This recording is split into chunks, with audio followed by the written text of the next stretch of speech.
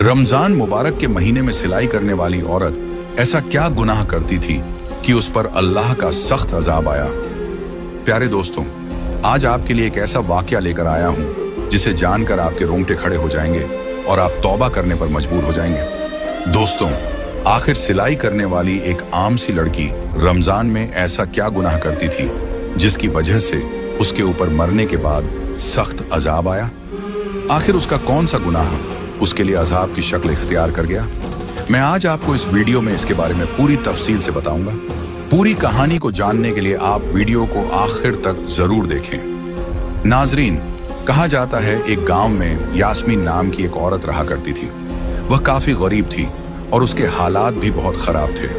उसके 3 बच्चे थे जिनकी परवरिश वह अच्छे तरीके से करना चाहती थी और अपने बच्चों को हर सहूलियत देना चाहती थी, लेकिन उसके हालात उसे इन बातों की इजाजत नहीं देते थे। उसकी बहुत कम उम्र में शादी हो गई थी।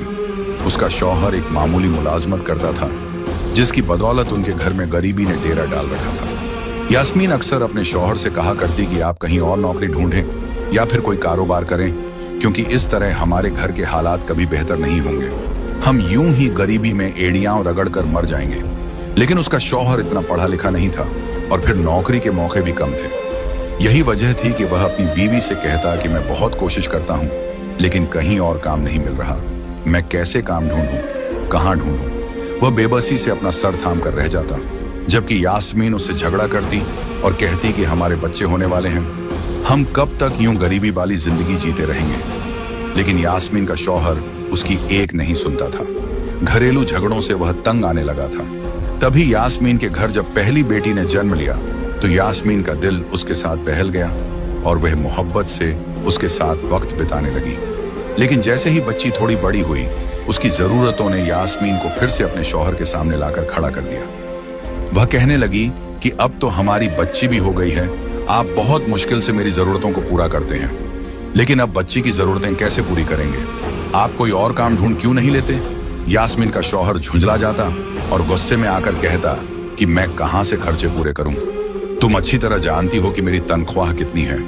जो तनख्वाह मिलती है लाकर तुम्हारे हाथ पर रख देता हूं। मैं किस तरह तुम्हारे इन एक्स्ट्रा खर्चों के लिए रकम लाऊं?